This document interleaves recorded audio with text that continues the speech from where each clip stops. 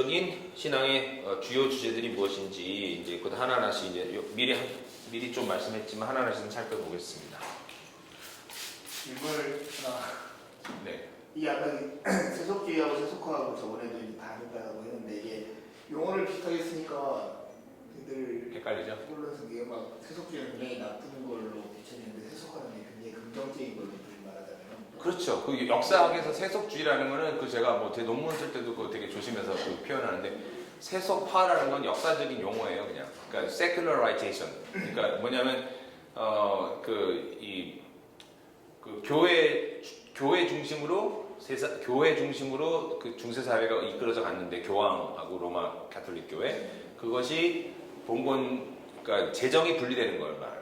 그러니까 교회와 일반 정치가 분리되면서 그것이 이제 그러니까 세속의 왕들과 이쪽 그 교회의 종교 지도자들을 분리되는 과정을 그 역사학에서는 세큘러라이제이션, 세속화 과정이라 그렇게 얘기해요. 유럽에서 그 봉건 제도가 붕괴되면서 근대 사회가 나타나면서 나온 것이 세속화 과정이에요. 세속주의라는 거는 세큘러리즘, 세속주의. 그거는 그 세상에서 그러니까 말하자면 이 세상에서 교회 밖의 문화에 동화되는 그런 걸 말하는 거죠. 쉽게 얘기하면. 그러니까 세속주의라는 거는 세상 문화에 휩쓸려 가는 거죠. 쉽게 얘기하면. 세상을 휩쓸려 가는 거. 그러니까 세속주의가 말하자면 뭐 교회에서 뭐 드럼을 치다 막 한다 뭐 그런 거 할 때 그걸 세속주의라고 비판할 수 있죠. 세속주의다. 근데 그 세속주의로 비판하는데 그 비판이 문화에 관한 거기 때문에 어떤 때는 맞지만 어떤 때 안 맞을 수 있어요. 세속주의라는 거는. 그러니까 시대에 따라서 그것이 그 비판 자체가 맞을 수 있어 안 맞을 수 있어요. 세속주의라는 거는. 그래서 그 표현은 그래서 세속화 신학도 있고. 한국어로는 좀 구분했으면. 우리말로 영어로도 힘들어요. 그거는 영어로 할 때도 그건 구분해. 근데 secularization 세속화라는 거는 완전 역사적인 단어예요. 네. 세속화되는 과정. 그게 긍정적인 의미잖아요. 긍정 부정 그게 아니고 그냥 사실이에요. 사실. 현실에 대한 형성에 대한. 그렇죠. 그냥 기술하는 거예요. 기술. 그러니까 재정일치. 그러니까 종교와 정치가 하나로 일원화됐던 중세의 어떤 봉건 제도가 봉건 영주들이 일어나면서 중세 제도가 무너지면서 근대 그 왕정 시대가 등장하거든요. 왕정 시대가 등장하면서 왕들이 그 로마 중심의 어떤 종교 세력에서부터 독립해가면서 근대 국가가 형성되거든요. 그러니까 근대 국가가 형성되는 과정에서 그 일반 사회가 교회로부터 서서히 빠져나오는 과정, 그걸 세속화라고 그래요. 역사적인 건 용어고 세속주의라는 거는 그거랑 다르게 그거는 시대와 상관없이 어떻게 보면은 교회가 또 신앙인이 그 시대의 세상의 물결에 휩싸여가지고 동화돼가는 거 하는 거라고 그렇게 볼 수 있죠. 그건 나쁜 의미죠 어떻게 보면 세속주의라는 건. 근데 그걸 또 뭐 내가 세속주의를 좋게 막 또 해석할 수도 있단 말이에요. 그래서 헷갈리는 거죠. 어떤 분이 세속주의라는 거 자체가 그거를 자기 나름대로 또 좋게 또 그 용어를 그럼 교회가 세상의 문화를 적극적으로 받아들여서 해야죠. 그럼 세속주의가 교회 안에 들어와야죠. 이렇게 쓸 수 있어요. 그 세속화 신학 자체가 하나의 큰 분야예요. 미국 신학교에서는. 프린스턴 같은 경우에는 그 세속화 신학 자체에 대가가 한 사람이 있어가지고 그 종교와 사회라는 분과에서 그분 전공이 세속화에 대한 주제예요. 그 세속화되는 과정. 왜냐면 미국 사회가 거기 국가와 종교가 하나가 되는 사회였잖아요. 그것이 지금 계속 분리되면서 지금 이제 아직도 뭐 대통령이 뭐 성경에 써놓고 뭐 선선하지만 그러나 지금 그 재정이 거의 이제 분리되면서 지금 거의 다원화사로 가거든요. 그러니까 그럴 때 세속화되는 과정이 무엇인가? 다 이제 종교와 교회가 분리되는 과정으로 세속화를 이해하고 세속주의라는 거는 이제 뭐 교회가 신앙적으로 배도의 길을 걷고 타락하는 거 그런 쪽으로 나쁜 의미로 쓸 때 세속주의를 쓰는 거죠. 세큘러리즘. 저번에도 세속화 에큐메니즘이 할 때 그 교회 중심이 아니라 세상 중심의.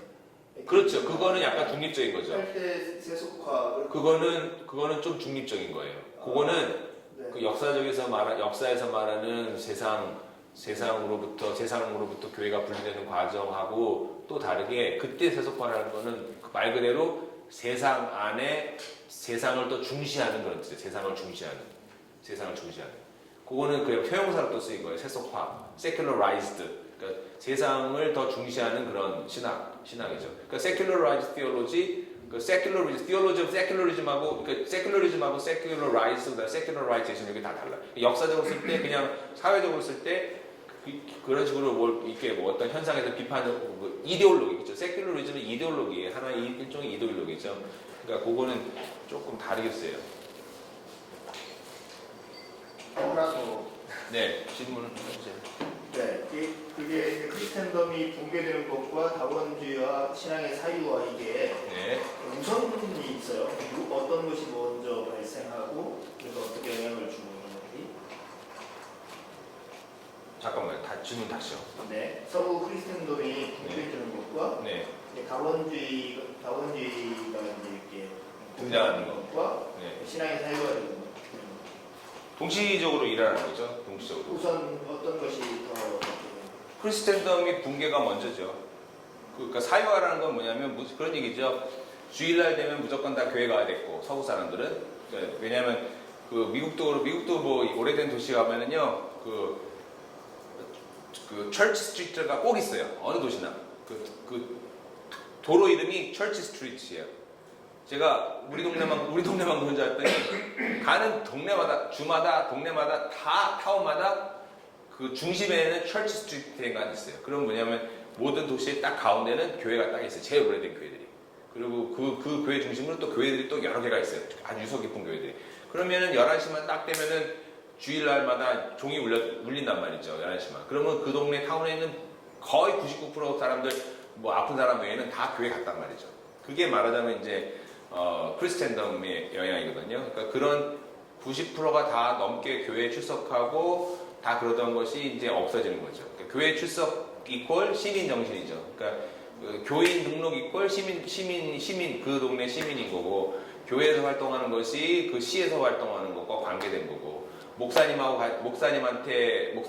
목회를 돕는 것이 그 타운의 일을 돕는 거고 이런 게 되는 거란 말이에요. 그래서 교회를 열심히 하는 것이 그 동네에 있는 공립학교하고 다 관계가 되고 교회와 공립학교가 아주 긴밀하게 연결되어 있어 모든 활동을 다 같이 하고 이렇게 전부 다 아주 그냥 진짜 막 긴밀하게 지금도 많이 연결되어 있어요. 아직도 이게 그 디스커넥트도 어느 정도 풀리긴 했지만 아직도 그 관계가 여전히 남아있거든요. 그 하던 것이 그렇죠. 수백 년 동안 하던 것이 어떻게 안 남아있겠어요. 아까 말씀드렸지만 독일이나 이런 데는 굉장히 아직도 그대로 있고 독일 목사님들은 크리스텐덤 그대로라고 얘기해요. 제가 그래서 이 북미권에서 이 크리스텐덤 비판이 좀 북미권에서 나온 거거든요. 독일에서는 택도 없대요. 무슨 크리스텐덤이 해체가 돼? 독일은 크리스텐덤 그대로인데 시스템 자체가 그렇게 제가 그 얘기도 깜짝 놀랐어요. 와, 이게 유럽권에 있는 학자들과 이 북미 쪽하고 완전 이게 벌써 다르구나. 그 컨텍스트도 다르구나. 그러니까 크리스텐덤이 해체되면서 나오는 게 이제 그 신앙이 사유화되는 거죠. 왜냐하면 그 내가 교회 안 나가도 제재를 안 가하잖아요. 내가 그 목사님하고 이렇게 관계가 별로 안 좋아도 뭐 공무원으로서 뭐 일하는데 아무런 지장이 없고 그게 없다고. 그러니까 교회 협력을 안 구해도 타운 일하는 게 아무 지장이 없고. 요즘에는 이제 한국 사회가 이제 이 기독교 사회로 진입하려다가 지금 못 진입하고 지금 그 주저하는 그런 상황이거든요. 기독교 사회로 진입하려는 그 조짐이 뭐냐면 특히 시골 같은데 국회의원 되려면 그 제일 큰 교회 다녀야 돼요. 한 5,000명 다니는 교회, 5,000명 다니는 교회 시골에서 출석 안 하면 국회의원 못 돼요. 한국도 마찬가지. 한국도 그 크리스찬들이 많이 사는 뭐 그런 동네 크리스찬이 많이 살지 않더라도 아예 교회마다 그 메가처치들 그렇죠? 3,000명 이상 되는 교회는요 다 그 정치인들이 다 와가지고 최소한 등록은 다 돼 있대. 그 지방자치단체장부터 시작해가지고 지역구 국회의원들이 다 교회에 다 걸쳐 놓다는 거야. 등록 뭐 출석 안 하더라도. 왜냐하면 이게 자기 표 관리하는 게 다 그 관계가 있기 때문에. 그게 다 이제 말하자면 이제 기독교 사회에 들어가는 전초적인 모습이거든요. 근데 이제 이 크리스텐덤이 무너진다는 거는 그런 것이 다 이제 필요 없는 거죠. 교회 안 나가도 내가 뭐 일반 사회에서 활동하는데 아무 지장이 없어요. 그러면서 이제 그것이 더 심화되면 이게 개토화되는 거예요. 교회 나가는 것 자체가 마이너리티가 돼요. 지금 이제 거의 그렇게 많이 되고 있죠. 영국이나 뭐 이런 데는 뭐 교회 나가는 영국 뭐 감리교회가 얼마 있으면 완전히 없어질 거라는 얘기까지 벌써 관측이 나와. 왜냐하면 통계가 있으니까. 지금 한 몇십 년 동안 쭉 감소되는 추세가 있는데 이 추세로 계속 나가면 없어지는 거예요, 교회가. 그러니까 그런 것이 그런 거 얘기하는 거죠. 네.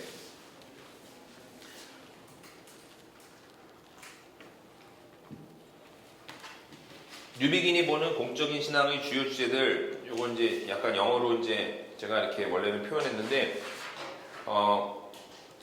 personal but public gospel 이렇게 해서 personal. 뉴비긴의 얘기할 때 공적인 신앙을 얘기하는 재밌는 거는요, 뉴비긴의 글에는 이 personal이라는 그것이 굉장히 중요해요. personal. 그래서 그 마이클 폴리니의 책인 personal knowledge라는 책을 많이 이용하거든요.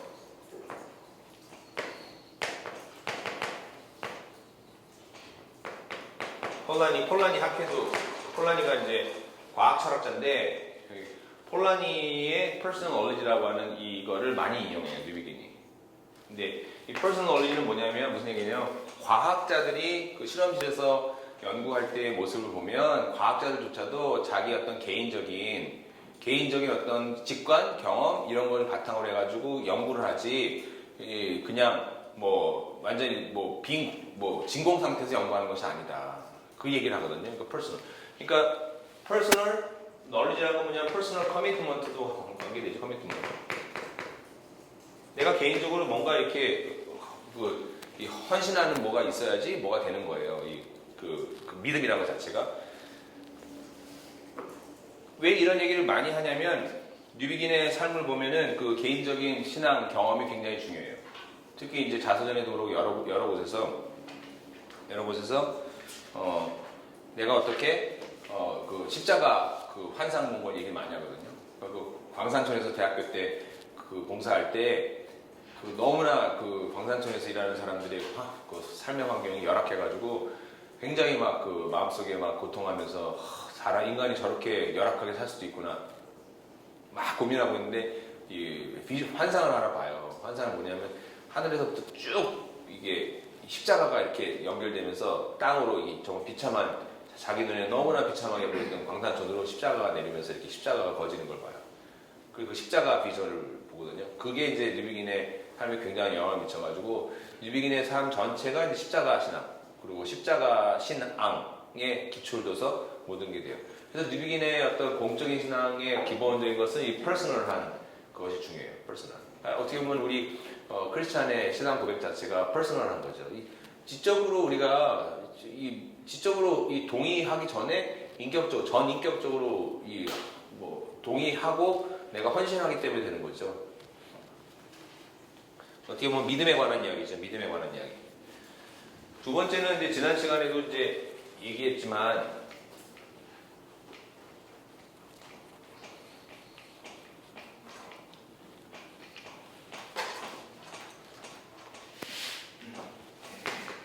지난번에 얘기한 거죠. 그 particular한 거예요. 그 특수한 거.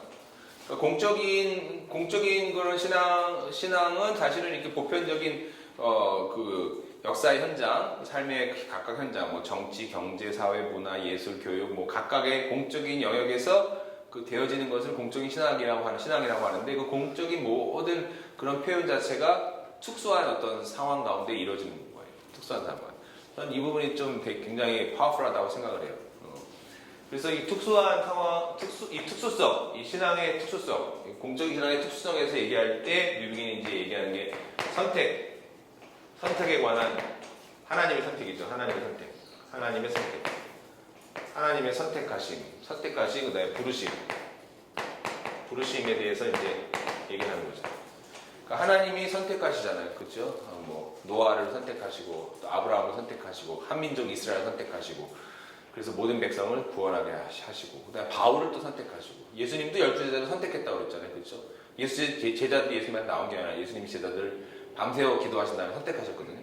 그러니까 이게 뭐 우리 대한민국 같은 경우도 어떻게 보면 하나님이 선택하셨다 볼 수도 있죠. 우리 같이 진짜 이렇게 굴곡이 많은 역사 가운데 지금도 굴곡이 그대로 있는 이런 정말 험한 역사의 시간을 지나온 민족이 이렇게 크리스찬인들이 나오고 교회가 생성되고 뭐 해외 선교도 하고 이렇게 뉴비긴도 공부하고 뭐 이런 걸 하실 때는 사실 기적이죠. 아마 한국 교회는 교회 역사 가운데 기적의 아마 한 장일 거예요. 여기는 분명히. 이 한국 교회 이런 것도 선택이죠. 한국 교회가 왜 부르셨는가 이런 선택. 이 particular 한 것이 퍼블릭한 것이다. 세 번째가 아까 조금 전에 말씀드린 건데.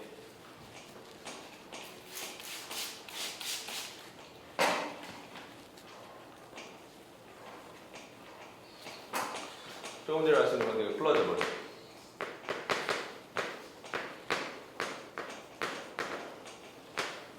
공적인 그 복음을 공적으로 이렇게 전한다고 해서 기독교 복음이 뭐 말도 안 되는 타당하지도 않는 그런 얘기, 엉뚱한 얘기를 하는 것이다라고 생각하는 게 아니죠. 뉴비기는 자기가 믿는 믿음에 대해서 대단한 확고함이 있었어요. 그 plausibility structure. 이 plausibility structure는 이제 사회학자인 피터 버거에게 피터 버거를 또 많이 인용하죠.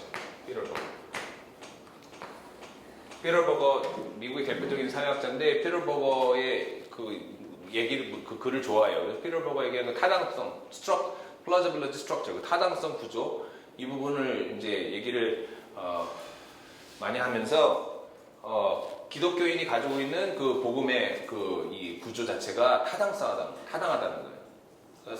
타당하다는 거예요. 그러니까 뭐 저도 사실은 목사이기 전에 그리스도인으로서 내가 믿는 복음이 정말 믿을만한가 계속 생각하게 되죠. 근데 이렇게 봐도 저렇게 봐도 저도 뭐 다른 종교들도 많이 뭐 공부한 편이고 막 그렇지만 하나님이 인간을 이렇게 만드시고 우리를 이렇게 구원해 주시고 우리에게 영원한 생명을 주셨다는 이런 우리 기독교 신앙에 나온 기본적인 이런 어떤 그런 내용들 이런 내용들이 가장 플라저블하다. 저는 그렇게 받아들여요. 뉴비긴이 그렇게 얘기하고 있지만 그래서 이 플라저블하기 때문에 퍼블릭하게 얘기할 수 있다는 거예요. 전혀 말도 안 되는 거면은 우리가 복음을 얘기할 수 없겠지만 복음은 플라저블하다. 그래서 그런 면에서는 뉴비긴은 우리 기독교 변증론에서도 굉장히 중요한 사람이에요, 사실. 선교학자이기도 하지만 변증 쪽으로. 그래서 변증 쪽으로 또 뭐 이렇게 논문 같은 것도 많이 나와요. 뉴비긴에서 연구할 때 서구에서는 특히 더더군다나. 그러니까 뉴비긴을 보면 어떻게 이 복음을 듣지 못한 사람 또 복음을 반대하는 사람하고 어떻게 대화를 해야 되는지 내 입장을 얘기하면 상대방의 입장을 존중하지만 내 입장을 어떻게 얘기해야 되는지를 굉장히 잘 배울 수 있어요. 내 입장을 얘기하는 방법은 내가 믿는 것이 당신이 믿는 건 당신이 생각하는 건 내가 존중하지만 내가 믿고 내가 생각하는 걸 더 플라저블하다고 생각한다. 그렇게 얘기해요. 그걸 설득을 하는 거죠. 설득 뭐 될지 안 될지 그거는 우리의 소관이 아니죠. 상대방이 설득될지 안 될지 그것이 우리의 소관이 아니라는 것은 이제 지난번에 말씀드렸지만 이게 복음을 믿을만하다 이렇게 한다고 해가지고 하니까 여기에 대한 구원에 관한 그래서 셀베이션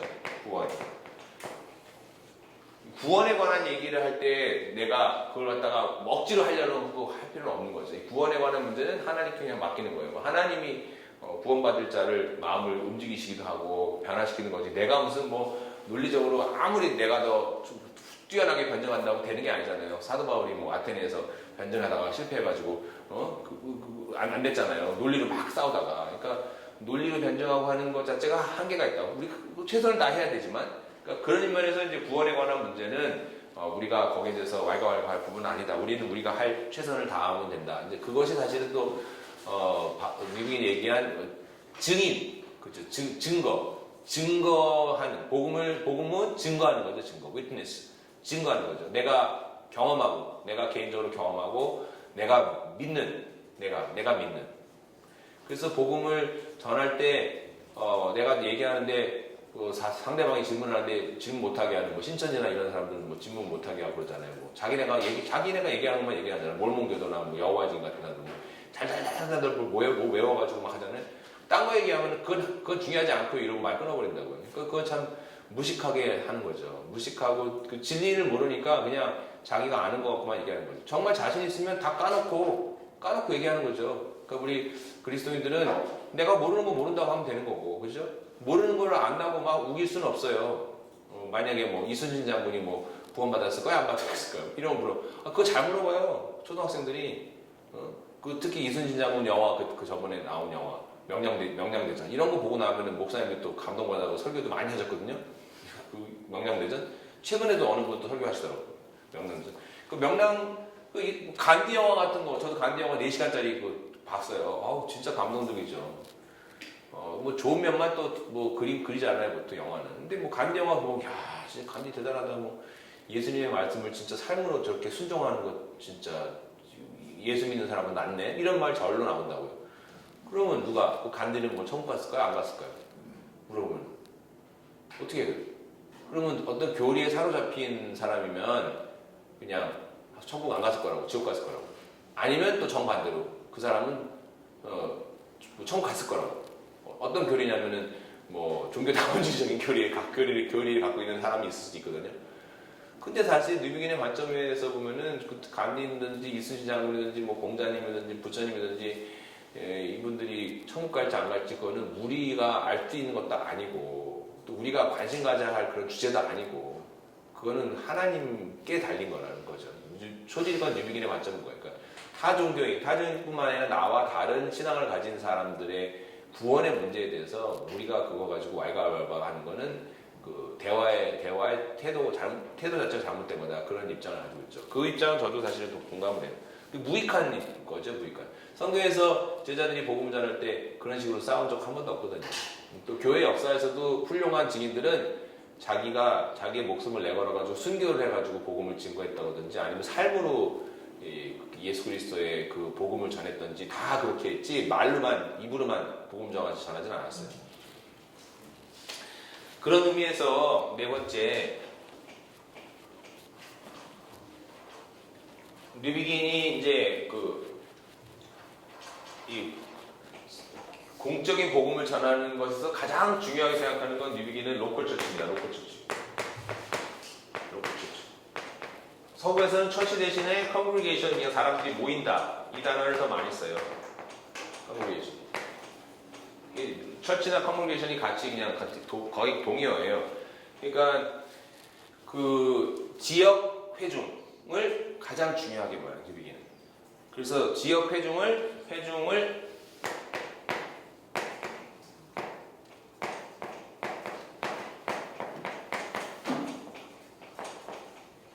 복음의 해석이다. 그렇게 이게 되게 유명한 표현이죠. 근데 뉴비긴만 그런 게 아니고 이런 표현을 뭐 여러 분들이 썼어요, 사실은. 썼는데 뉴비긴이 이제 이 표현 쓸 때 가장 이제 아주 그냥 사람들한테 인상 깊게 했기 때문에 이게 굉장히 중요한 표현이에요. congregation, 그 교회가 복음의 해석이다. 그 복음의 해석이다 했을 때 여기에서 따라오는 표현이 그거죠. 교회는 표지고 그 다음에 선취라고 이제 한자로 그러는데 선취. 미리 맛본다. 그 다음에 instrument, 도구다. 도구다. 이 세 가지 표현을 뉴비긴이 많이 써요. 근데 이거는 에큐메니컬 리더들이 이런 표현을 즐겨 쓰는 거예요, 사실은. 이 표현을 많이 쓰는데 뉴비긴의 책에 이게 많이 나오기 때문에 뉴비긴을 이해할 때 꼭 이걸 많이 얘기하죠. 그러니까 복음을 공적으로 증거하는 주체가 누구냐? 당연히 그리스도인인데 지역교회라는 거예요, 지역교회. 그래서 지역교회가 굉장히 중요해요, 뉴비긴에게. 그런 면에서 이제 뭐 스캇 맥라이트나 바르트랑 같은 맥락이죠. 그러니까 이렇게 이 세상을 변혁시키는 그 중심에 하나님께서 선택하셨을 때 이스라엘 민족을 이 3민족 이스라엘을 선택했고 그 다음에는 교회다 그렇게 이해하죠. 그래서 교회가 중심이다. 그러니까 교회라는 건 그렇기 때문에 가시적인 교회를 말하는 거예요. 비가시적인 교회 이러는 거는 그 뉴비긴 같은 경우에는 엄청 비판하죠. 불가시적 교회, 가시적 교회를 구분하는 걸 굉장히 비판해요. 재밌는 거는 신광훈 그 목사님의 메가처치에 관한 그 책에 보니까 또 그 불가시적 교회 그 개혁주의에서의 불가시적 교회로는 뭐 신랄하게 또 비판하고 계시더라고요. 왜냐하면 그 메노나이트 계통, 침례교나 메노나이트 계통의 그 교회론에는 보이지 않는 교회의 개념 자체가 이 둥그름 잡는 거고 그 개념 자체가 교회로 하여금 교회의 어떤 그 죄, 또 교회의 어떤 교회 안에 있는 많은 불의한 거, 불법한 거를 그냥 유야무야 이렇게 대충 넘어가는 어떤 그 핑계가 된다 그렇게 이해해요. 그래서 그 메노나이트 계통의 교회, 또 침례교 계통 교회들은 그 보이는 교회를 굉장히 중요시한다. 그 표현을 특히 메노나이트 교회 그 얘기를 하더라고요. 그래서 또 그렇구나. 그러면 또 뉴비긴의 어떤 신학하고도 또 신광환 목사님 그 메가처치 그 박사 논문인데 그것도 또 연결이 돼 있어요. 그래서 여기서 사인이라는 거는 이제 말 그대로 보여줘야 된다는 거 세상에. 교회가 그 복음의 실체를 보여줘야 된다. 그 다음에 교회가 복음의 실체를 미리 맛보게 해줘야 된다. 맛보게 해줘야 된다. 눈으로 봐야 되고 맛보게 해줘야 되고 그 다음에 하나님 나라의 구체적인 도구가 돼야 된다. 도구. 교회 자체가 도구가 돼야 된다. 삶 속에서 공적인 영역에서 도구가 된다. 이 얘기를 하니까 아주 대단히 교회 중심적인 거예요. 이렇게 교회 중심적이었기 때문에 이제 에큐메니칼 그 WCC 그 교회 협의회가 뉴비긴에게서는 굉장히 중요한 거였어요. 왜냐하면 교회들이 중심이 돼서 세상을 변화시켜야 된다는 그런 어떤 확신이 있었어요. 근데 이거 뉴비긴이 가지고 있는 교회론이 사실은 조금 협소한 면이 있어요. 왜냐하면 그 선교단체들, 특히 이제 NGO 같이 움직이는 선교단체들, 굉장히 다양한 어떤 교회의 모습들, 그런 모습들에 대해서 뉴비긴이 처음에 굉장히 부정적이었었거든요. 왜냐하면 그 서구 선교에 대한 부정적인 경험 때문에 그래요. 그렇지만 이제 그거는 서구 기독교 세계의 마지막 그 세대였죠, 뉴비긴이. 그리고 이제 지금 21세기에 들어와가지고는 이 그 서구 선교단체들이 또 굉장히 다르게 변화되고 있기 때문에 그 부분은 조금 이제 뉴비긴도 생각을 아마 조금씩 바꾸고 있었을 거예요. 기독교 신앙이 공적인 영역에 미치는 영향력이 증대되고 있다. 이 부분은 이제 공적인 영역에서 기독교 신앙이 미치는 영향이 뭐 증대되는 거는 뭐 한국 같은 경우 뭐 기독교 학술 동역회, 뭐 기독교 학문 연구회 뭐 이런 걸 통해서 막 그렇게 애를 쓰고 있고 최근에는 뭐 기독교 뭐 정당 만드는 노력 사실 그런 면이 있어요.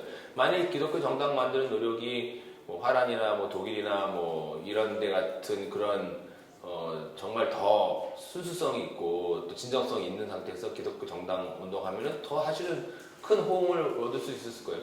뭐 뉴라이트 운동 같은 경우가 처음에 상당히 좀 호응을 얻는 듯하다가 나중에 이렇게 너무 정치화돼가지고 지금은 뭐 김준영 목사님이 자기 평생에 몇 가지 세 가지인가 자기가 후회하는 게 있는데 그 중 하나가 뉴라이트 운동한 거였다고 그때 고백을 하셨죠 얼마 전에. 그래서 그 부분에서 이제 많이 한 발 빼셨죠. 왜냐하면 뉴라이트 운동 처음에 같이 했던 그 지지했던 분들이 그 뉴라이트 운동 이상하게 가니까 처음에 했던 사람 다 빠져나왔어요. 그러고 나서 이게 정치 세력이 돼가지고 완전히 이상하게 막 가다가 결국은 뭐 김준호 목사님도 이제 자기가 그게 잘못한 거다. 왜냐? 뭐 이명박 대통령에 대해서 엄청난 실망했다. 내가 그렇게 밀어줬는데 결국 한 게 뭐냐 이래가지고 그 정치적으로 영향력 발휘한 거에 대해서 굉장히 이제 후회를 하셨거든요. 그렇지만 만일 그 정치적으로 영향력을 발휘했는데 이건 만이란 말 웃기지만 뭐 이명박 대통령이 정말 기독교 장로로서 크리스찬 장로로서 한국교회 공적인 영역에서 대단한 업적을 이뤘다. 그죠? 아브라함 가이퍼 같이 정말 한국 역사에 길이 남을 만한 기독교 정치인이 됐다. 만약 그랬으면은 아마 한국 사회에 어떤 기독교가 미친 영향이 완전히 바뀌었을지도 몰라요. 완전히 바뀌었을지도 몰라요. 그게 이제, 그러니까, 지금도 사실은 한국 사회는, 어떻게 보면 기로에 있어요. 또 기독교 사회로 어느 정도 갈 수도 있지만, 그것이 좋은 면도 있고 나쁜 면도 있고, 어떤 모양으로 기독교 사회로 가야 되는가에 대한 모델이 없어요. 그러니까 한국 사회는, 아까도 말씀드렸지만, 이승만 대통령 정부부터 시작해가지고 최근까지 기독교인들이 정치라는 공적인 영역에서 기독교인의 가치를 가지고 한국 사회에 긍정적인 영향을 미쳤다는 그런 케이스가 너무 약해요. 그런 모델이 너무 약해요. 그게 굉장히 강하게 있으면은 저 사람처럼 저분처럼 저런 정당처럼 저런 그룹처럼 기독교인의 가치로 정치 활동을 할 수 있겠다. 얘네 뭐가 있잖아요. 근데 기독교인의 가치로 또 교회의 힘을 얻어서 한국 사회를 변화시키는데 이렇게 정치적인 힘을 발휘할 수 있을 만한 어떤 좋은 모델이 없어요. 지금 좋은 모델이. 근데 사실은 좋은 모델은 있어야 되겠죠. 앞으로는. 왜냐? 그렇지 않다면 우리가 개토화 되는 것밖에 없잖아요. 교회가 아주 싸그러들든지. 그러니까 네. 네 번째 보면 교회를 사유화되는 곳이 아닌 공적인 곳으로 보는 뉴비긴 신학에 대해서 평가를 좀 해보면 뉴비긴이 한 이야기를 한번 인용한 거를 한번 보기 있죠. 교회는 처음부터 인류의 공적인 삶 가운데서 시작된 운동이었다. 그러니까 뉴비긴은 처음부터 그 교회가 공적인 자리에서 시작됐다고 보는 거죠. 그거는 뭐 예수님이 본디오 빌라도에게 고난을 받아서 십자가에 못 박고 죽으시고 공적이잖아요. 이게 그 자체가 완전히 뭐 라틴어, 히브리어, 뭐지 아람어, 헬라어 이렇게 세 개를 해가지고 딱 그 저기 예수님의 그 십자가 패가 이렇게 쓰이면서 완전 공적인 자리로 다큐멘트 다 되고 빌라도도 다 뭐 현존하는 확실한 인물이고 뭐 빌라도에 대해서는 자세히 다 나오잖아요. 뭐 부인이 어떻고 뭐 다 나오잖아요. 그 다음에 그 당시 누가 뭐 황제가 누구였고 뭐 다 나오잖아요. 뭐 헤롯 있고 다. 그러니까 예수님이 십자가 처형 자체가 완전히 공적인 그런 사건이었기 때문에 그리고 교회가 시작돼가지고 교회에 대해서 기록한 사람은 누가잖아요. 누가 의사 누가. 근데 누가가 편지할 때 데오빌로 카카에게 이렇게 나와요. 물론 그 데오빌로 카카라는 것 자체가 실존 자체가 찾기가 어려워요. 그 신학적으로는 데오빌로 카카가 아마 당시의 문학적인 그런 표현 양식으로 그 권세 있는 사람에게 교회를 이제 알리기 위해서 데오빌로 카카라고 이렇게 문학적으로 썼을 것이다. 뭐 그럴 수도 있고 아니면 우리가 모르는 아마 분명히 어떤 정치인인데 뭐 다른 이름을 갖고서 그렇게 할 수도 있고 그 실체를 파악은 못 하고 있어요. 데오빌로 카카가 누군지는. 그래서 문학적인 양식일 것이다. 아니면 실제 인물인데 누군지는 모르고 뭐 이렇게 뭐 확실하지 않거든요.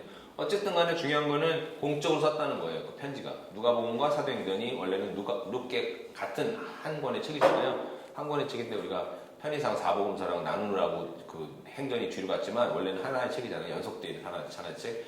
그러니까 누가가 그 책을 쓸 때 그 자체가 사실은 공적인 거기서 쓴 거죠. 그 서류 자체, 그 기록 자체가. 그리고 사실 사복음서를 편찬할 때 사복음서가 편찬된 것 자체가 바로 편찬된 것이 아니라 한참 뒤에 편찬됐잖아요. 그 신약성경 그 편찬 과정을 보면은 벌써 100년, 200년 뒤에 이렇게 다 나온 거거든요. 한참 뒤에 교회마다 마가복음만 가지고 있고 마가 공동체, 뭐 누가 공동체, 요한 공동체 다 이렇게 다른 공동체가 중심을 갖고 있고 자기가 가지고 있는 믿는 거 중심으로 다른 그런 편지나 그런 복음서를 가지고 보충하면서 굉장히 다양한 색깔을 가지고 있는 공동체가 5개 그 관구에 퍼져 있었잖아요. 예루살렘, 안디옥, 그 다음에 콘스탄티노플, 그 다음에 알렉산드리아 이렇게 딱 해가지고 5개 정도 이렇게 퍼져 있었는데 그게 이제 나중에 이제 그 교회가 이제 공교회가 되면서 황제가 다 소집해가지고 신약성경 편찬부터 하잖아요. 그 신약성경 편찬하는 그 목적은 그 로마 제국을 안정화하는 거죠. 종교를 가지고 굉장한 힘이죠. 그게 그 성경. 그러니까 성경 편찬 자체가 대단히 성경 편찬 자체도 사실은 공적인 거였고 로마 제국의 공적인 사건이었고 그 다음에 니케아 회의, 콘스탄티노플 회의, 이 회의를 통해 다 이제 사도신경도 이렇게 제정되고 다 그러는데 그런 모든 것 자체가 사실 다 공적인 거였죠. 그러니까 교회의 시작부터 교회가 발전되고 한 모든 과정이 공적인 거였어요. 그것은 결코 로마 제국이 사적인 종교에 제공했던 관용을 수용하지 않았다.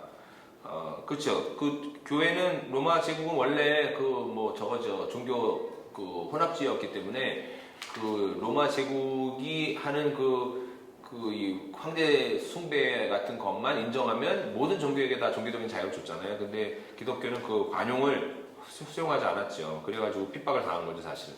교회가 전하는 복음은 개인의 영혼만을 위한 것이 아니라 세상을 위한 것이었다. 그래서 처음부터 복음 자체가 세상을 위해서 선포되는 것이다라고 뉴비긴이 이렇게 쓴 거예요. 이거 뉴비긴이 Faith and Power라는 좀 늦지막게 쓴 책인데 거기 나오는 한 부분이에요. 어떻게 세계 기독교 혹은 기독교회가 역사 속에서 확장되었고 확장되고 있고 확장될 수 있을까? 지역적인 기독교의 확장이나 세계적인 기독교의 확장 과정에서 서구 기독교 사회와 같은 기독교 크리스텐덤이 다른 지역에서 형성되는 것을 발견할 수 있을까? 만일 그렇다면 그런 기독교 사회도 서구에서처럼 해체되고 후기 기독교 사회로 넘어가는 것을 경험하게 될 수 있는가? 서구 기독교 사회를 비판하면서 누비기는 특히 서구 기독교회가 자행했던 일들 가운데 서구 제국주의와 식민주의 하에서 벌어졌던 폭력적인 전도에 대해 다 단호히 거부하고 있다. 하지만 이처럼 서구 기독교 사회의 폐단에 대해 비판하면서도 다른 한편 누비기는 복음은 모든 사회 영역에서 공적인 진리로 선포될 수 있는 다른 형태의 기독교 사회를 건설할 필요성에 대해 역설한다.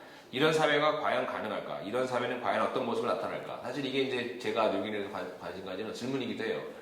뉴비긴이 이제 지금 후기 기독교 사회로 넘어간 서구 사회에서 복음을 공적인 자리에서 외쳐야 된다고 하는데 그 공적으로 복음을 전하는 것 자체가 대단히 어려워요. 대단히. 그래서 뉴비긴 학자들이 지금 많이 이렇게 편향되고 이 관심 갖는 게 사실 메노나이트 교회론이에요, 사실은. 사실 메노나이트 교회론은 교회론적으로 굉장히 개토화된 교회론이거든요. 그러니까 개혁주의 교회론하고 많이 달라요. 메노나이트 교회론은. 그러니까 체제적이에요, 기본적으로. 그러니까 그런 면에서 지금 이미 체제적인 교회에 있었던 서구 교회가 반체제적으로는 가야 되는 건가? 이게 굉장히 그래서 사실은 스탠리 하워바스나 요도 같은 그런 메노나이트 계통의 학자들이 지금 굉장히 주목을 받고 있죠. 그 전부터 주목을 받았지만 지금 더 주목받고 있죠. 왜냐하면 이 후기 기독교 사회에서 대안이 뭔가 할 때 쉽지가 않아요. 그 대안 찾는 게. 뉴비긴도 대안이 뭔가 해서 쉽지가 않아요. 그냥 지역 교회가 이 복음을 해석하는 존재로 존재해야 된다. 이것만 말씀하시지만 그럼 어떻게 이 부분에 대해서는 뉴비긴도 사실은 그것까지 해답을 줄 만한 위치는 아니에요. 본인 자신도. 근데 거기에 대한 해답을 신광 목사님 메가처치 비판에서도 재밌는 건 본인이 대안을 찾는 것을 박사학위 논문을 쓰시긴 하셨지만 메가처치에 넘어서라는 두 번째 책이 그건데 거기에도 대안으로 잡는 것이 메노나이트로 잡는 것 같은 느낌을 많이 줘요. 그렇지만 정답은 없어요. 그래서 죄송하다고 그렇게 끝나요. 메가처치에 대한 비판하면서 그런 교회가 어떤 방향으로 나가야 되는가에 대해서 공동체성을 회복해야 된다는 거 하면서 이제 얘기하는 게 삼일체적인 공동체론. 그러면서 재밌는 거는 대단히 에큐메니컬적이에요. 신광훈 목사님 책은 또 재밌어요 아주. 왜냐하면 동방교회 지난번 제가 한번 소개시켜드렸잖아요.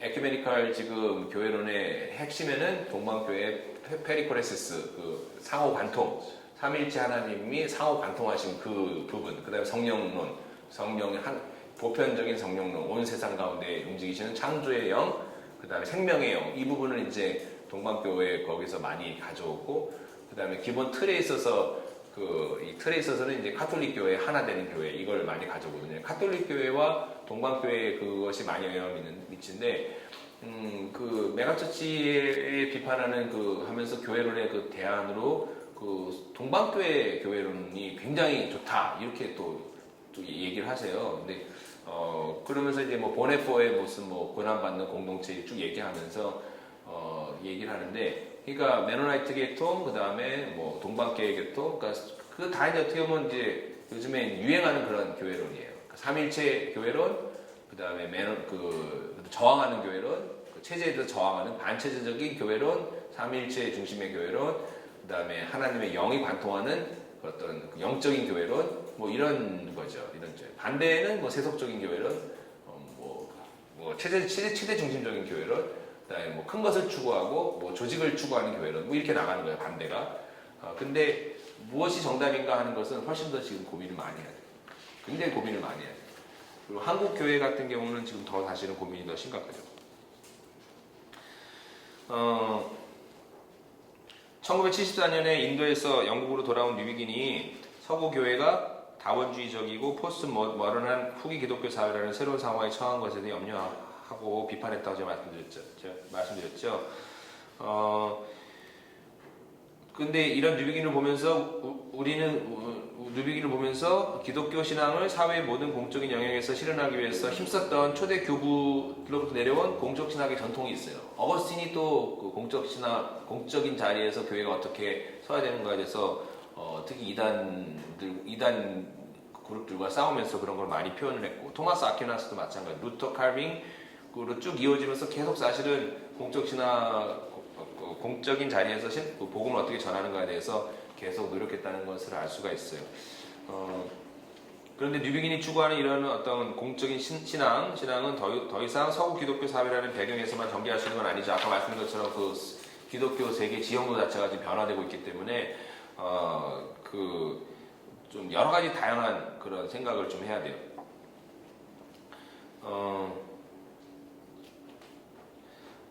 로버트 제프리라는 사람은 뉴비긴한테 좀 비판해. 제프리라는 사람인데 제프리라는 학자는 뉴비긴이 과거 서구 기독교 사회의 어떤 지배를 다시 천명하려고 시도하는 것이다. 그러니까 과거 서구 크리스텐덤으로 다시 돌아가려는 그런 노력을 하는 게 아니냐라고 하면서 뉴비긴이 얘기한 복음이 공적인 진리라고 하는 것을 비판을 했어요. 뉴비긴의 이런 시도는 교만한 것이고 실패할 수밖에 없을 것이라고 또 염려도 했어요. 그러면서 데빗 보시의 책을 인용하면서 침묵이라는 책 있죠. 사일런스. 엔도 슈자코가 쓴 침묵이라는 책, 아주 유명한 선교에 관한 책이잖아요. 일본 선교에 관한 책. 엔도 슈자코를 인용하면서 그리스도인들은 보여주는 그런 것이 아니라 희생하는 선교의 모델을 해야 되지 않느냐 하면서 뉴비긴을 이제 비판했어요. 그러니까 그리스도인이 앞으로 이 다원주의 사회에서 보여줘야 되는 그 신앙의 모델은 공적인 신앙을 그렇게 얘기하는 것이 아니라 희생하는 그런 순교자적인 것을 해야 된다.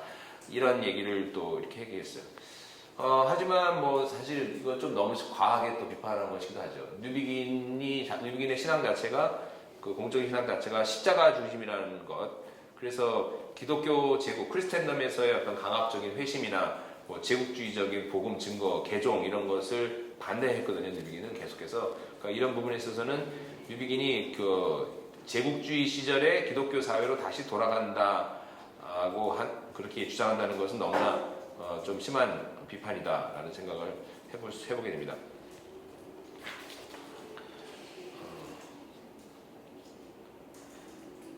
그런데 아까 또 얘기했지만 뉴비긴을 연구하는 지금 이 그룹에서 메노나이트 교회의 어떤 교회론 쪽을 많이 지금 영향을 받고 또 그런 쪽을 선호하는 그런 경향은 분명히 있어요. 그럼에도 불구하고 뉴비긴 자신은 또 하워바스 쪽의 시기의 어떤 메노나이트 그런 어떤 교회론을 갖다가 분파적으로 보통 해석을 하거든요. 분파적, 섹테리언 이렇게 분파적이다. 그러니까 우리가 믿는 교회관과 다른 교회관을 잘못된 거로 이렇게 딱 그냥 규정하는 그런 경향이 굉장히 강해요. 그러니까 그런 좀 종파적이고 분파적인 것에 대해서는 뉴비긴은 또 반대한다는 것을 우리가 알 수 있어요. 한국교회에 주는 교훈들, 서구 기독교회는 다운화된 사회에서 어떻게 잃어버린 신뢰를 되찾았을까? 이런 질문을 하는데 이런 질문은 사실은 계속 말씀드리지만 쉽지 않은 질문이고 답 자체가 쉽지 않기 때문에 여전히 계속 논쟁 중이고 또 해답을 찾기 위해서 다각도로 많은 노력을 하고 있어요. 서구 사회 안에서도 교회 자체가 워낙 급속도로 지금 쇠퇴하고 있기 때문에 그렇거든요. 그리고 더더군다나 미국 선거에서 지금 트럼프 같은 사람이 지금 공화당 후보로 됐는데 또 빌리 그레엄 가문에서 제일 그래도 믿을 만하다고 하는 어떤 손녀가 누가 또 있더라고. 굉장히 저명한 인사가 또 그분이 또 트럼프 지지하는 또 그걸 얘기했어요. 그러면서 또 사용하는 논리가 뭐냐면 느부갓네살 봐라. 느부갓네살 같은 사람도 하나님이 쓰시지 않았느냐. 그래서 미국 대통령이 굳이 신앙인일 필요는 없고 그렇지 않더라도 하나님 쓸 수 있다.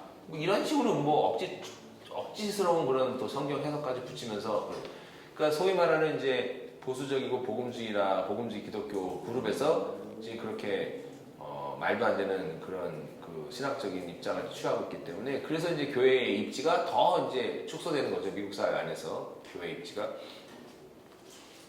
한국도 사실은 그거와 비슷한 일이 계속 반복되고 있다고 볼 수 있죠. 그러니까 하나님 크리스찬이라는 어떤 그 이름을 쓰지 않으면 되려도 나을 뻔했는데 하나님 이름으로 무슨 서울시를 봉헌한다거나 대한민국을 봉헌한다거나 대한민국을 봉헌하는 안 해도 좋은데 공적인 자리에서의 자기 공적인 임무를 잘 수행하는 게 더 중요하죠. 그러니까 그런 부분에서 어떻게 해야 되는지 우리 많은 이제 고민이 있죠.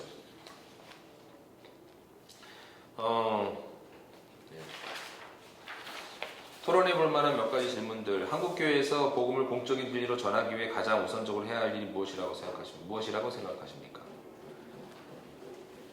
신부님은 뭐라고 생각하세요? 1번 질문. 오늘 좀 토의하는 시간을 좀 가질 수 있겠네요. 질문 있으시면 또 질문해 주세요, 진짜. 지금까지 강의는 다 끝났고 토론할 질문만 좀 하면 돼요.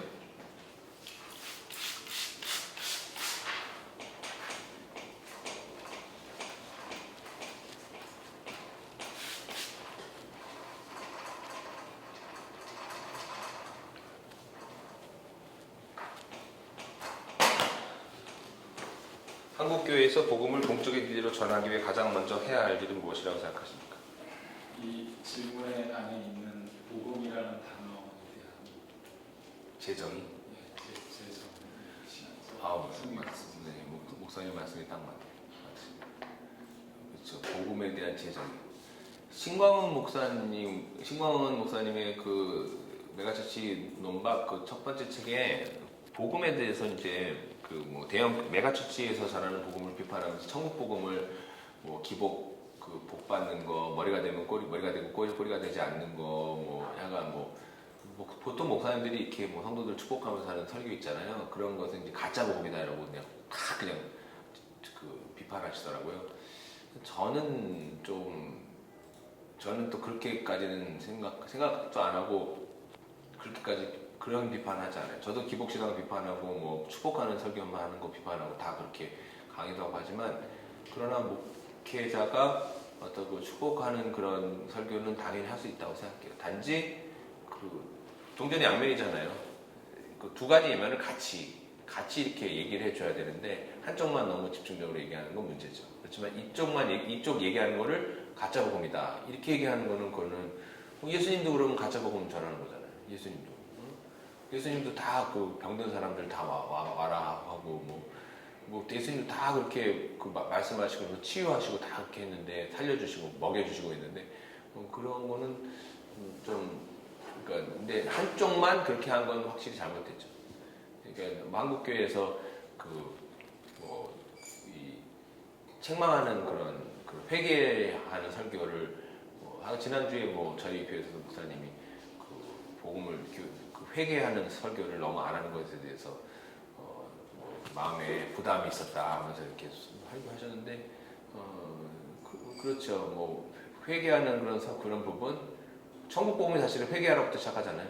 예수님 말씀하실 때 회개하라. 그래서 저는 뭐 회개하라는 것이 창세기부터 계시록 전체 메시지다. 저는 그렇게 사실은 그렇게 봐요. 신학적으로 그렇게 봐요. 그래서 회개에 관한 책을 살펴봤더니 시중에 나온 책이 거의 없어요. 사실 제가 회개에 관한 책을 하나 쓰고 싶은 마음이 굉장히 강해요. 선교적으로. 왜냐하면 회개가 그 성경 전체를 관통하는 제일 중요한 단어라고 저는 보거든요. 왜냐하면 예수님을 맞이할 때 회개하라. 천국이 가까웠다. 세례요한이 그렇게 선포하면 시작했잖아요. 근데 서점에 제가 책을 이렇게 시리즈 다 샀는데 미국에 계신 어느 목사님이신데 신학 공부를 되게 시편을 전공하셨나봐요. 구약 전공하신 것 같은데 신학교에서 가르치시는 건 아닌 것 같은데 글을 계속 쓰세요.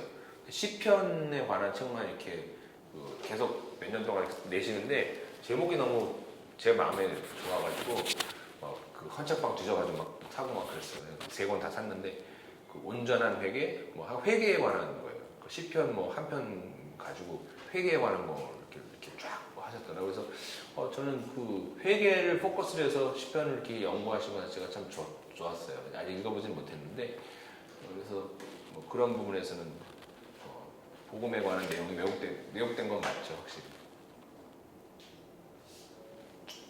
두 번째 질문. 한국교회가 한국 사회를 기독교 사회로 변화시키기 위해 사회의 모든 공적인 영역에서 복음을 삶 속에서 해석하는 일을 어떻게 할 수 있을까? 사회의 모든 공적인 영역에서 복음을 삶 속에서 해석하는 일을 어떻게 할 수 있을까? 참 제가 많이 고민하고 있는 그 주제이기도 한데요. 교회에서 이렇게 강조하는 그런 사역들과 한국에서 그 한국 사람들이 지금 고민하고 고통하는 그런 것이 너무 좀 간격이 좀 심한 것 같아요. 그러니까 일반 사회에서 지금 뭐 세대별로 막 고민하고 힘들어하고 애쓰는 그런 부분이 교회 공동체 안에서 잘 터치가 안 되는 것 같아요. 뭐 되는 교회도 있겠지만 잘 안 되는 것 같아요. 제가 볼 때는 그런데 여러분도 어떤지 몰라요. 뭐 쉽게 얘기해서 뭐 청년들 결혼 안 하는 문제 그런 거 가지고 설교하시는 목사님이 있어요? 청년들 결혼 안 하는 거, 늦게 하는 거, 애 안 낳는 거, 낳더라도 하나밖에 안 낳는 거 이런 문제. 그다음에 노인들 굉장히 지금 소외돼가지고 굉장히 이 40%가 또 절대 빈곤이라고 하는데 노인층에 뭐 그런 문제. 그런 문제들을 이제 교회에서 이렇게 다룰 때 생기는 어려움이라고 해야 될까? 그게 이제 어떻게 보면은 성경에서 이야기하고 있는 것들을 이제 사회 속에서 실천한다는 것 자체가 많이 어렵기 때문에 성도들 입장에서도 그렇게 설교를 한다 하더라도 그러니까 성경을 바탕으로 그렇게 설교를 한다 하더라도 현실에서는 많이 적용하기 힘들다라는 걸로 받아들여서 그래서 그 사이에서 좀 약간 간격이 생긴 것 같아요. 저도 이제 중학생 아이들한테 항상 설교하는 것이 학업이라든지 학업 문제라든지 그리스도인으로서 어떻게 살아야 된다든지 이런 것들에 대해서 설교를 하려고 하는데 이제 그 아이들이 받아들이는 입장에서는 다 좋은 얘기고 좋은 말씀도 알겠는데 이제 실제 삶에서는 여전히 내일은 학원을 가야 되고 여전히 성적이 가장 중요한 것이고 이런 사회적 구조가 있는데 그 구조 안에서 이걸 어떻게 실제적으로 실천할 수 있느냐 이거에 대해서 그 안에 좀 약간 간격이 있기 때문에 그 지금 굉장히 중요한 거 포인트 잡으셨는데 제가 한국 와가지고 지금 뭐 미국에 있어도 알긴 알았지만 한국 와가지고 아주 진짜 뼈저리게 느끼는 게 한국 교회 또 한국 기독교에 가지고 있는 여러 가지 지금 모순되고 문제 있고 그런 것들이 한국 사회하고 직결돼 있어요. 이게 다 맞물려 있어요. 그러니까 사회적인 문제가 교회 문제로 돼 있고 교회 문제가 또 가정 문제로 돼 있고 개인 문제 자리에 있어요. 그렇기 때문에 사회 문제를 터치 안 하고 교회 목회를 하거나 설교한다는 거는 되게 무서운 그런 거예요. 그러니까 저는 이렇게 막 설교하게 되면 요즘에 과격하게 나가요, 막 얘기가. 지난번에도 토요일 날 어느 교회에서 설교를 했는데 뭐 설교하다가 뭐 선택에 관한 이 얘기 이제 선택 하나님의 선택에 관한 이거 그 특별한 선택 이거 얘기하다가 그 단기 선교하는 팀이었는데 이거 얘기하다가 하나님이 이삭을 선택했다가 나중에 모리아산에 가서 바치라고 하잖아요. 그 과정에 왜 하나님이 모리아산에 바치라고 했을까? 그거는 하나님이 특별하게 선택한 이유에 대해서 아브라함이 잘못 이해해가지고 자기 아들에 대한 지나친 지금 애착 관계가 되니까 하나님이 그거 끊어버리려고 지금 그렇게 하신 거잖아요. 근데 그 얘기하면서 갑자기 제가 한국 사회에 지금 제가 뭐 학부모님들도 만나보고 애들도 지금 고등학생 만나보니까 중학생도 만나보니까 이 특목고 자사고 이거 다 없애버려야 되겠다 지금. 그리고 얘기 들어보니까 뭐 특목고 출신들이 이제 회관을 만들어가지고 완전 한국 사회 지금 엘리트 그룹 만들어서 그게 완전히 카르텔이 된 거예요. 아주 이익 집단이 돼가지고 그게 엄청난 파워가 앞으로 더 그럴 거예요. 이게 한국 사회가 이렇게 가면은 이거 옛날 뭐 파락군이 뭐 나온 출신이 그건 상대도 안 된대. 그거는 뭐 옛날 경기고 그건 상대도 안 된대. 이 특목고 출신들은 외국어도 또 능통하기 때문에 딱 고등학교 졸업하고 대학 나오고 뭐 미국 전 세계 인류 대학교 다 나와가지고 했기 때문에 완전 이거는 특 엘리트인 거예요.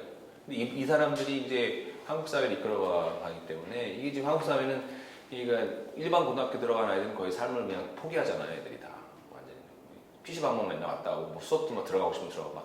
진짜 애들 만나면 그러더라고. 중학생 애들이 일반 학교 들어가면 인생을 포기한 거라고 생각하더라고. 자기네들이 스스로. 이게 지금 말이 안 되잖아요. 이게 이런 상황을 간다는 거는 절대 다수의 아이들은 완전히 무식하고 교육 제대로 못 받고 밑바닥을 기는 아이들을 만들고 과반수 이상은 맨 위에 한 5%, 1%, 5%만 최고 엘리트 만들어가지고 완전히 나라를 갖다가 지배하는 그런 구조가 되는 거잖아요. 이게 말이 안 되지 이게. 그래서 제가 막 그렇게 열받으면서 혹시 뭐 이 가운데 뭐 특목고 다니는 학부형이 있으면 죄송하다고 제가 그걸 공격하는 게 아니라 근데 학부형들이 제일 반대예요. 그거 특집하잖아요. 왜냐? 자기 자식이 이제 간신히 특권층으로 들어갔는데 왜 지금 간두냐 없애냐고 그런다는 거예요. 그러니까 한국 사회는 근데 그런 특수한 어떠한 특권을 누리는 계층이 이제 크리스찬이 많다고 이게 그 가운데 크리스찬이 분명히 많아요.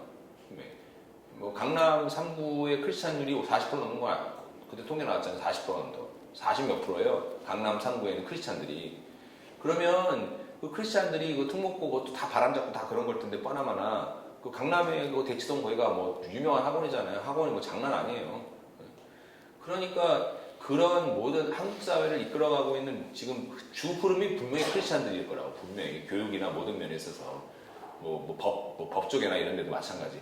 그러면 크리스찬이 되면서 그렇게 공적인 영역에서 자기만을 위해서 사는 크리스찬으로 지금 교회가 양성되고 교회가 이렇게 가고 그러는데 그렇기 때문에 이런 부분을 터치했을 때 교인들이 목사님 왜 우리가 교회가 왜 특목고 자사고 이런 걸 합니까? 왜 또 자사고에 또 크리스찬 사학들이 되게 많아요. 자사고 뭐 얘기하면은 뭐 삭발하면서 데모하신다고요 또 목사님들이. 그러니까 지금 이 한국 사회에서 이 공적인 영역에서 교회가 어떻게 해야 되는가 이 문제를 터치하고 들어가는 거는 교회 자체가 완전히 개몽이 돼야 돼 영적으로. 그냥 이거는 뭐 부흥회 같은. 그래서 중고등부 하면은 애들하고 그런 얘기 해봐요. 손 까놓고 애들이 별일 다 나올 걸. 까놓고 얘기를 하는데 이 아이들도 그게 이제 이해는 해요. 그런 얘기를 할 때 올바르게 뭔지도 알고.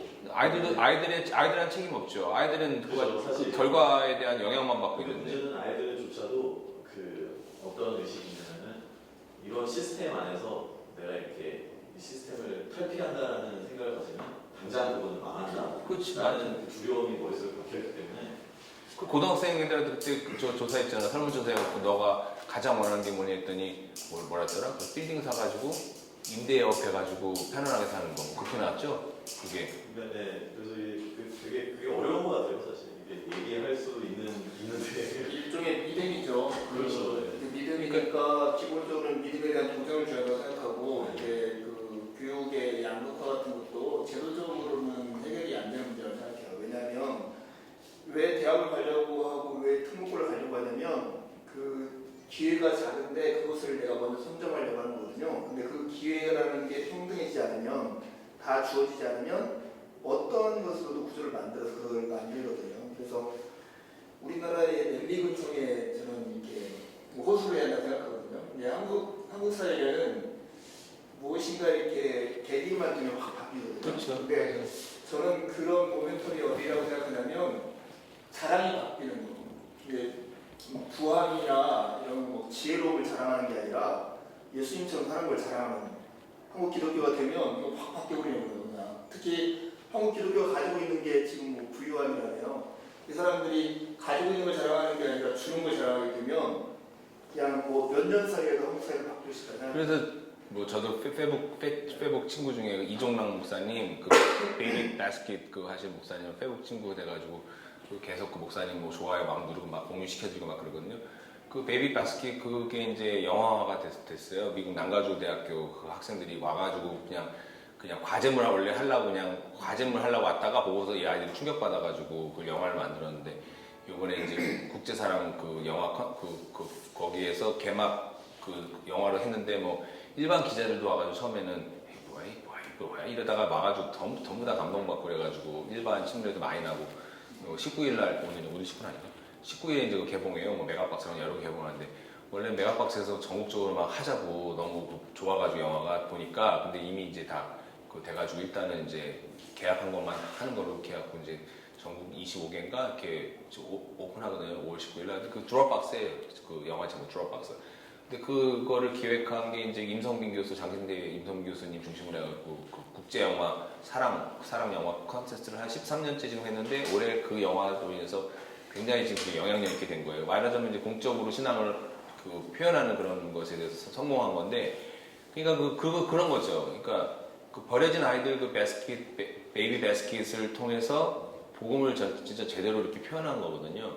그러니까 그런 것에서는 돈 안 든다고 일반 사회. 왜냐하면 한국 사회의 문제를 교회가 지금 어떻게 해결해야 되는지 본을 보인 거예요. 그래서 베이비 바스켓이 지금 뭐 중국에도 설치하고 뭐 어디 남미에도 가고 막 미국에도 막 가고 막 미국 경찰서에서도 막 그 자기 경찰서 앞에 달고 막 이런데 지금 왜냐면 버려진 아이들, 그래서 죽는 아이들이 그 굉장히 큰 문제, 전 세계적인 문제이기 때문에 그렇게 하니까 그게 적은 어떤 그 그리스도인의 어떤 헌신 또 하나님이 부르심에 대한 응답인데 그런 이제 반향을 막 일으키는 거잖아요. 그러니까 교회가 이제 그런 문제가 이제 버려진 아이들뿐만 노인 문제, 뭐 청년 문제 여러 가지 많이 묻잖아요. 그런 문제에 대해서 어떻게 보면 로마 시대 때 교회가 탄압 가운데 있을 때 막 고아운동 막 그랬던 것처럼 사실 뭐 6.25 전후로 해가지고 한국 사회, 한국에서 고아원 운동 다 선교사님들이 하고 다 교회가 해가지고 된 거잖아요. 지금도 사실 복지기관이 상당한 부분은 교회가 다 운영하고 있거든요. 그러니까 이 교회가 더 한국 사회의 어떤 그 공동체에 필요한 것에 대해서 적극적으로 그 대처해가면서 한다면 사실은 목사님 말씀처럼 그 또 확 또 바뀔 수 있으니까 뭐 이게 그 존경받는 인물이 나오는 사회, 그렇지? 존경받는 인물이 나오는 사회로 또 존경받는 리더들이 나오는 사회로 좋은 학력이 아니라 존경받는 인물이 나오는 사회로 이게 확 바뀌어야 되는데 그게 이제 교회가 거기에 중심이 돼야 된다고 하는 것이 사실 뉴비긴이 얘기하는 거예요, 사실. 일반 사회는 그렇게 할 수 있겠지만 그것도 감사한 거지 또 일반인들이 또 그렇게 하는 것도 감사한 건데 교회가 근데 인도의 그 역사를 보면은 아이러니컬하게 간디로 인해서 교회가 영향을 받았어요. 그 남인도 교회 그 통합되는 과정을 보면은 뉴비긴이 이제 그 통합하는 데 들어가잖아요. 그 과정 보면은 그 교회 지도자들이 이 간디를 보고 영향을 받고 위협을 느낀 거예요. 왜냐면 간디가 지금 인도 독립운동을 성공을 해갖고 독립이 됐잖아요. 됐는데 인도 사람들의 의식에 교회는 맨날 싸워가지고 교파적으로 분리해가지고 맨날 싸움박질하고 하나도 되지 못하고 교인 쟁탈전만 하고 선교회가 실제로 그랬단 말이에요. 재산 다툼만 하고 맨날.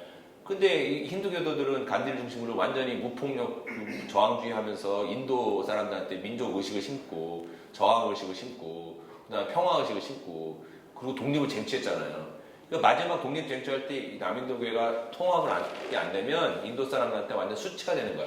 그래서 독립하고 나서 한 달 뒤에 교회가 연합을 한 거예요, 남인도 교회에서. 그나마 수치를 면하기 위해서. 어떻게 보면 이제 힌두교도들의 그런 희생을 바탕으로 열매를 얻어먹은 것 꼴이야. 어떻게 보면 창피한 거지, 사실은. 더 전에 연합을 이뤄가지고 인도가 독립안에 더 기여를 할 수 있었는데 그 기회를 놓친 거예요. 한국도 어떻게 보면은 지금 다 타종교 분들이 더 열심히 해서 되려 영향을 받을 수 있어요. 그러니까, 네.